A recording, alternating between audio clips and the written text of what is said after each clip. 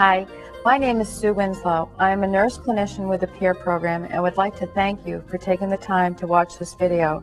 It is our hope that in the next 30 minutes, many of your questions will be answered and you will feel more reassured about what is going on with you or your family member. We understand that living with uncertainty can be difficult. Psychiatry is not an exact science. This may be your first introduction to a mental health program, or this may be one of many visits you've made to get help. For instance, you may have visited your primary care physician, had assessments done at your school, seen a mental health professional in the community, and/or had other testing over a period of time, but still have not had satisfying answers to your concerns. What we have heard from family members is that the assessment process and the time leading up to it can be confusing and possibly frightening. The first thing we want to stress is that you are not alone and we are here to support you. Secondly, most participants will not be given a formal diagnosis, which for some of you can be unsettling and for others reassuring. We will talk about what we think is happening on a biological level to you or your family member. During this video presentation, you will hear a conversation between a psychiatrist and a mother who is feeling overwhelmed. This conversation highlights many of the questions that she has about her child, and she is wondering if she is overreacting. Our intention is that you will hear some of your concerns and questions addressed and answered to your satisfaction. One thing we know is that gathering and understanding new information takes time and repetition, so please feel free to ask for this information to be repeated or for handouts. We will be reviewing educational information with you over a few sessions. Let's begin. Right now we're getting conflicting advice. His grandfather thinks that he's just lazy and we're overindulging him, and other people are telling us he's depressed. I mean, when Susie, that's his older sister, when she comes home from college, she said that we're just letting Dylan get away with way too much. He's controlling our lives. And I suppose it's true. But unless you're at home with the situation 24/7, people don't have a clue how difficult it is. When I'm not frustrated or angry at him, his unhappiness breaks my heart. Did we do something wrong as parents? I mean, should we be trying to cut down on his stress and the pressures he's facing? Or we should be pushing harder? It's hard to know. You're right, everyday pressures do play a role. And a lot of what we're trying to do here at PEER is figure out ways to reduce the stress and reduce the pressure. But one thing that's really important for parents and families to know is that they didn't cause this illness. In fact, diet or too many video games or whatever kind of parental discipline doesn't cause these illnesses to happen.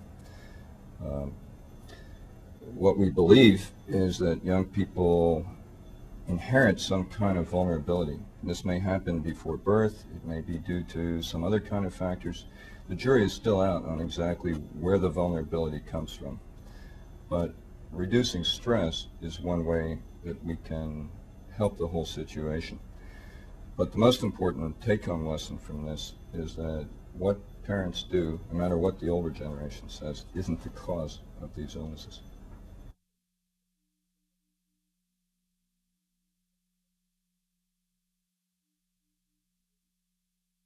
How does our family live like this day to day? We've tried different approaches with Dylan to get him re-involved, to make things sort of more normal, and get him to see his friends, join in activities. We've tried the tough love kind of thing, and that just doesn't feel right, and it doesn't work anyway.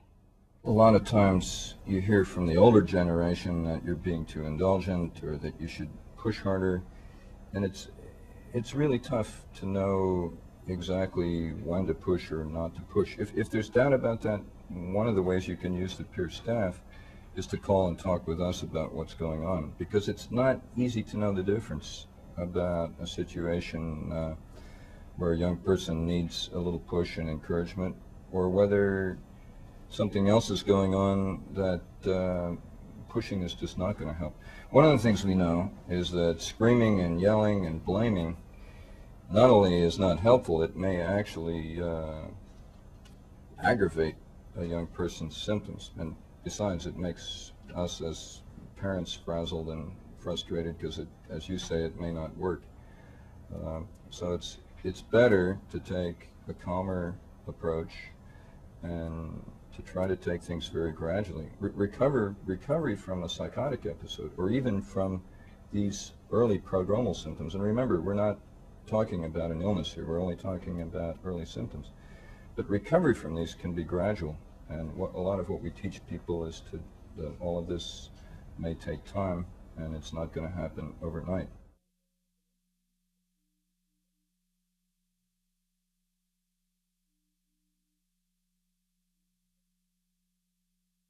But it's so very hard. I mean, our family life has just changed dramatically. It's upside down. We used to be able to joke and to have fun, but now everybody's tense and anxious. We're all seeing how Dylan's going to be. And his younger brother and sister feel, I think, shortchanged. We're not paying enough attention to them. And they're probably right. Yeah, you touch on a really important point, that it's very hard for siblings. They often feel neglected. You know, it's just necessary as a parent sometimes to put a lot of time and energy into helping a young person who's having this kind of crisis in their life. And it's understandable that the other siblings feel shortchanged or cheated. So it's important to give them a chance to talk about their feelings, and to try to keep the household routine as normal as possible, because the other kids are still going to have soccer practice and school activities and so forth, and it's hard, but trying to keep on somewhat of a normal schedule can help. Well, I was on the internet the other day, and I was sort of researching bipolar disorder and schizophrenia, and it was really frightening. And how can we tell that it's not the start of one of those? And then earlier when we were talking, you said that you won't give us a diagnosis. Well, if you don't give us a diagnosis, how do we know we're getting the right treatment? There's a lot of uncertainty built into an early intervention program. So when we say we can't always tell you a diagnosis, it's not because we're trying to withhold information. It just may be that we don't yet know exactly what kind of process is unfolding. Usually that becomes more clear over time, but very often the symptoms that cause people to be referred to peer are nonspecific. We call them prodromal, quote unquote, because they're like foreshadowing in a novel. They may signal the onset of a later illness. This may be the first act of a drama, but we really need to observe over time to see what's going on.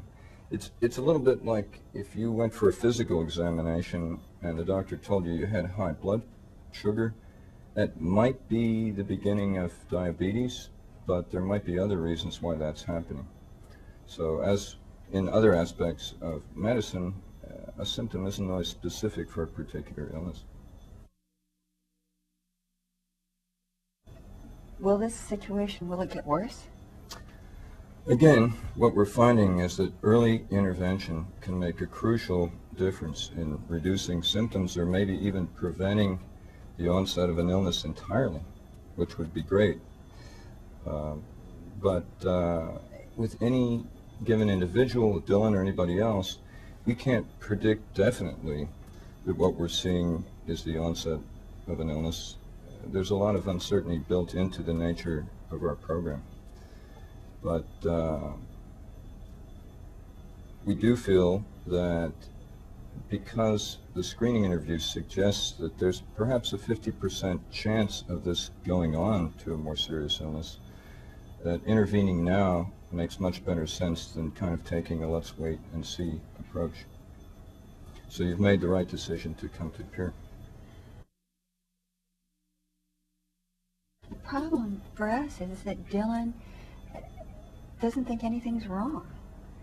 At least that's what he's saying. Well, how can we get him to participate? It can be difficult. We need to meet the young person where they're at, and that means that an individualized treatment approach is bound to be more successful. I need to tell you that we're a family that does not even take aspirin. I mean, we go to the health food store, we're careful about what we put in our bodies. So I need to know, will the psychiatrist prescribe medication? Quite possibly, because we believe, and research shows, that the medications that we use in the peer program may combat some of the irrational thinking and suspiciousness and other kinds of symptoms that young people come to this program with. In fact, they may have a kind of a protective effect against some of the changes in the brain that we believe are underlying some of the symptoms that Dylan and other young people have. Later in this tape, Dr. McFarlane will be talking about some of the underlying anatomy and physiology that probably will explain this in greater depth. Well, if Dylan agrees to take medication, what happens if he also uses street drugs or alcohol with it? It's a dilemma because, as I mentioned before, certain classes of street drugs, amphetamines, cocaine, speed, basically can accelerate the onset of a psychosis or can even cause psychotic symptoms in a normal person that uses them over an extensive period. And even marijuana can sometimes cause kids to feel panicky and can begin to aggravate a disorder that's already there. But one of the worst things about the street drugs is that kids begin to fear that there might be an interaction between the street drug and the prescribed medication. So then, without telling us, they may stop the prescribed medication. And then we don't know whether or not we have a good medication that would have been working if they'd been taking it, or whether they're still taking it and it's not working. So it can be very frustrating. Honesty between the young person and the doctor is really a cornerstone of treatment.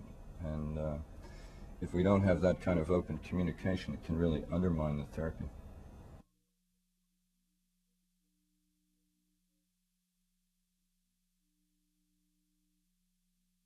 So when we bring up medication, are we looking at medication as being something he might need for the rest of his life? Well, it's too early to tell, but we would only be using the medication as long as it's helpful to block symptoms. And very often what happens is after a young person has gained a period of stability, medications have controlled the symptoms that they came in with. We might gradually begin a trial off of medication, but carefully and cautiously over a period of time. If some of the symptoms would begin to come back, we might need to raise the dose of medication, or sometimes what will happen is we'll switch a young person from one medication to another that we think may be more effective or have fewer side effects. But it's really just honestly too early in the game to know how long a given person might need to take medication that right now is helpful. It's just, how do I talk to people? I mean, mental illness. Intellectually, I can understand that someone can have it, but this is my child, my son. How do I talk to people about it? There's such a stigma attached. And, you know, what do I say to his brother and sisters? You know, to the relatives, to our friends? You're right. There's just still a whole lot of misunderstanding and stigma that surrounds all of this. They take their cue from you or us about whether it's okay to talk about this stuff. And if they sense that you're more comfortable with it, then they may be more willing to talk about this. Because, you know, what we know is that these illnesses are medical illnesses. They're diagnosable. They're treatable. And one of the ironies here is that the success rates in treating bipolar illness, schizophrenia, now are getting better than some of the success rates with the high-tech cardiac stuff that, you know, people pay millions of dollars for. So the tragedy is that there's a lot of people that need treatment who are not getting it because of the stigma and misunderstanding and fear. So one of the things that we can do to fight against that is to be able to speak out, talk to our friends and relatives about what's really going on. Well, thank you so much. This has been really helpful.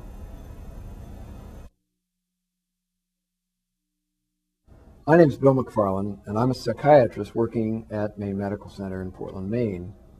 So you're about to hear from a young man who's going to describe, I think in fairly interesting and vivid detail, what the first signs that he observed that something was not quite right with the way his mind was functioning. When he's done, I'll do my best to try and give you some further information about the kinds of things that people have found useful and we think you'll find useful as you go forward trying to deal with this very difficult situation. I knew something was definitely going wrong in my brain, but I had trouble reaching out to people about it. And when I did try to reach out to people about it, nobody really caught on. I couldn't really focus on what they were trying to have me do in school because I was just off on my own other world trying to figure out things on my own. I would be in, say, biology class, and we'd be doing some experiment or something, and I couldn't stay at my station and do this experiment. I'd have to walk around the entire room and see everybody else, what they were doing, just couldn't focus on the one thing, and just kind of jumping around the room doing whatever. Or I'd be in English class and we'd get an assignment to write a paper or something like that, and instead of writing the assignment, I just start writing in my journal right there at the table. And I remember one night we had an assignment for a paper on Huck Finn, and I didn't do that assignment. I went home and I wrote for a while in my journal. I'd be trying to sleep, and I would think I would be hearing my dad talking to me or my sister saying something, when they'd just be in the other room sleeping. And I would look up and they wouldn't be there. Or I would think I would hear somebody taking a shower, and I'd write down, why is somebody taking a shower at 2 a.m. or something? So, I mean, a lot with my hearing, a big part of it was that I really couldn't censor out any noise, so that I would have to hear. I remember thinking at the time and telling my mom, I hear everything at once. Usually you can listen to one thing, I could listen to you talking without having to listen to something else going on. And instead, I would hear every sound that was going on in the house. I would be listening to all 10 different sounds or something. So that might make me have trouble sleeping.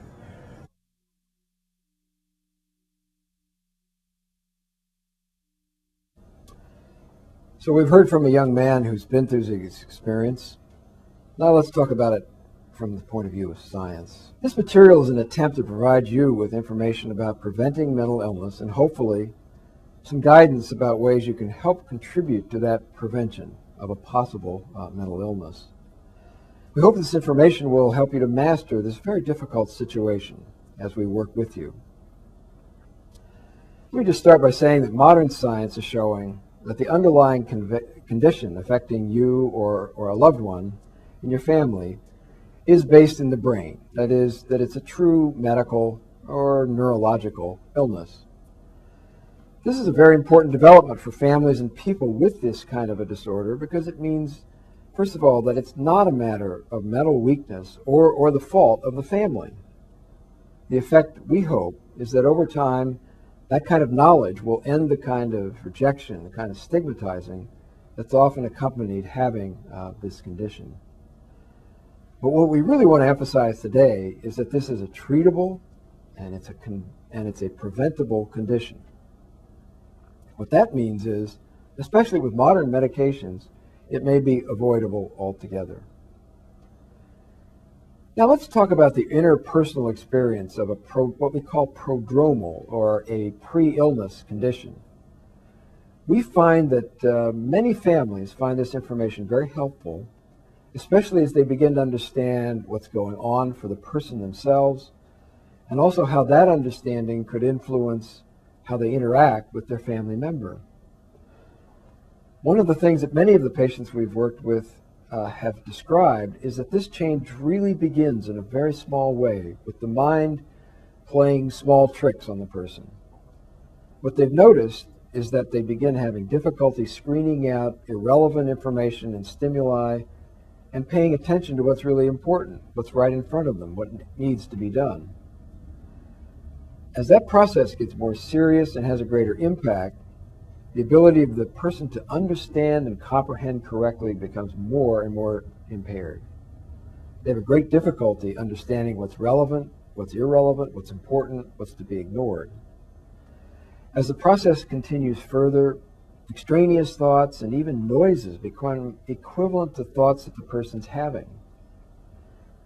Inputs become too numerous and unselected. There's a kind of fragmenting of the thought process. That begins to increasingly interfere with the ability of the person to make the correct conclusion about what's going on and how to relate well with other people. Many people describe this as a state of being overloaded. That is, that there are so many sensations impacting one, and that you're so unable to filter them out or ignore them and avoid them, that one constantly feels bombarded by stimuli.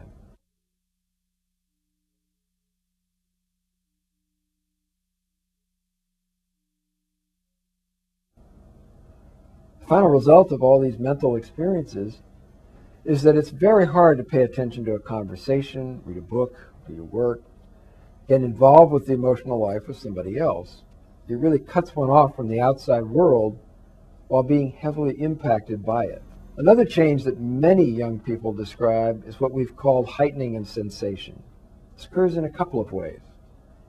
First, the total quantity of sensations just seems to be much greater. That is, since you can't filter things out, almost every little piece of stimulation in the environment becomes registered in the mind. Secondly, as this process of sensation becomes more global and diffuse, what in fact starts out to happen is that the quality of one's sensations really begin to change. I think it's important to understand this so that you have some sense of why some people who have these symptoms will tend to withdraw and avoid contact with people. In terms of sensation,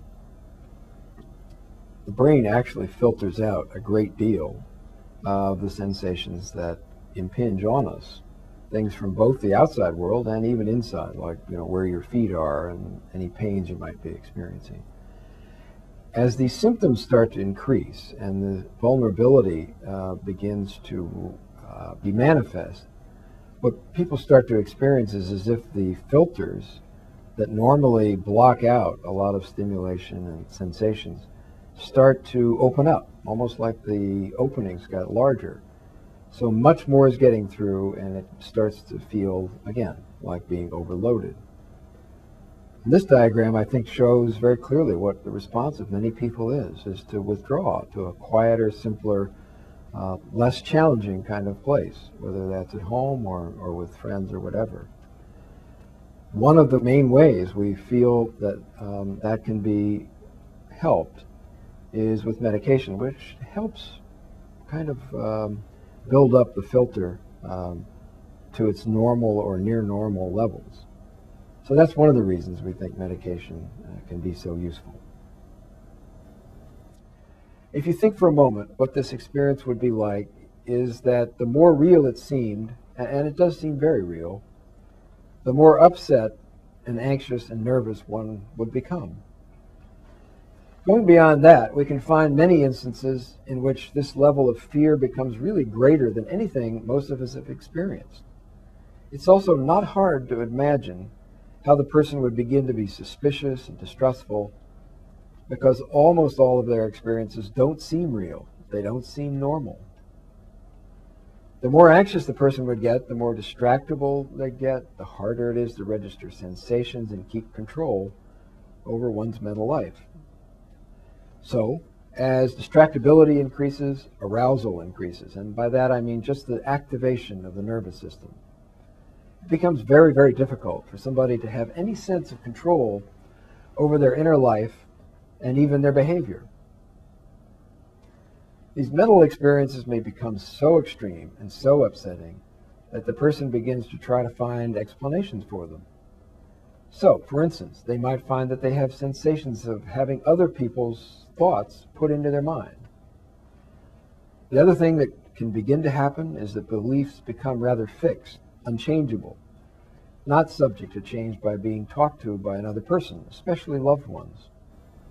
I'd like to turn now to what we call negative symptoms, which really just means symptoms that involve losses, things that are taken away, things that are a deficit from our everyday experience. These are, in some ways, more upsetting to families, because although they're a little less dramatic, they're quite pervasive, because they rob the person of many of the important aspects of human consciousness and experience and energy that we all hold pretty precious.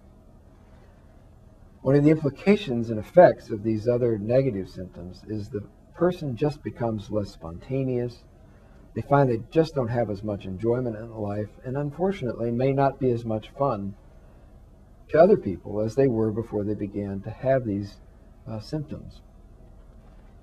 One of the effects of that, of course, is that the person begins to feel they're not worth very much to others, and that, of course, that drives them into social withdrawal.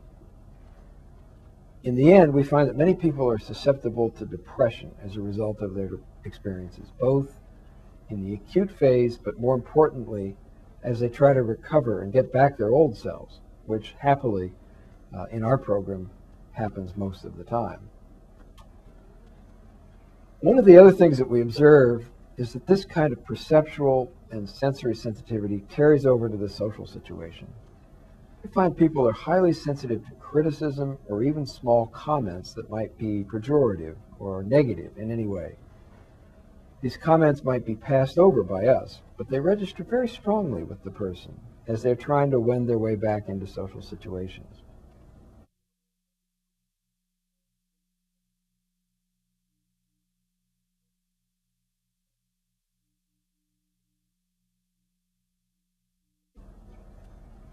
Now we're going to take a look at the brain in a somewhat more technical kind of way, to help you understand some of the basics about what's going wrong when these symptoms are beginning to emerge and where some of these psychological difficulties seem to stem from.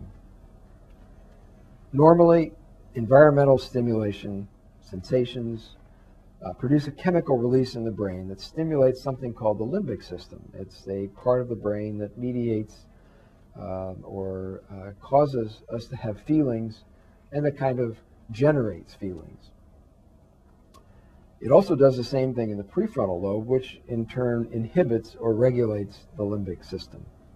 The prefrontal lobes are where we do most of our, what psychologists call higher order thinking, the kind of thinking that you use to do your job, to relate to people, engage in sports, to plan out your life. In the vulnerable person, normal stimulation of the midbrain, which produces abnormal releases of chemicals, some of them called dopamine and others, that create excess arousal to the limbic system, which controls emotions, and the hippocampus, which regulates attention. There's a corresponding lack of activation in the prefrontal lobes where thinking takes place. However, when the prefrontal cortex is not activated properly, it cannot fulfill its other function, which is inhibition, control, moderation of the limbic system. In the brain, not only are the prefrontal lobes below normal activation, the sensory areas are above normal. That balance is disturbed with the dominance reversed in favor of the sensory structures.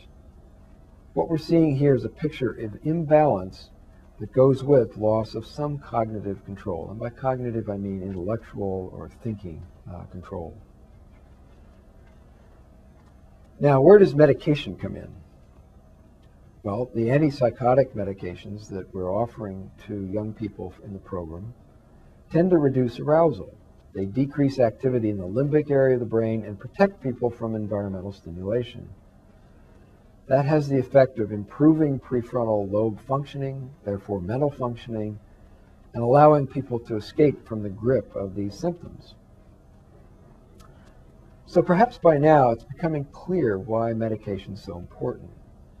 The medications, even if they're taken in low doses over time, tend to reduce the sensitivity to arousal, help improve attention, and build the basis for independent functioning, which is rooted so much in what we call higher order intellectual or cognitive functioning. Drugs, some of them called risperidone or risperidol, olanzapine, which is better known as Zyprexa, aripiprazole, called Abilify, all have the same positive effects and allow people to withstand some of the pressures of everyday life and suppress or control this vulnerability. In some cases, especially some of the newer drugs, there's evidence that they improve functioning and may reduce negative symptoms. That is, the person over time may experience a return of some liveliness, ability to think more clearly, some return of feeling, and most importantly, an increase in their drive and motivation, and as well as their ability to do the kinds of things that they like to do. The last point I'd like to make is that we need to work together to affect a difference in the way the environment presents stresses and stimuli to the individual with this kind of vulnerability. It's pretty important to reduce stimuli and make for a calm environment in order to facilitate the person's social and vocational rehabilitation. In ending, I can't stress enough how much we appreciate your participation and your effort. We hope that it's repaid with the same kind of results that many other families and many other young people who have done this kind of work prior to you have actually experienced. So again, thank you very much, and our best wishes as you go forward in our program.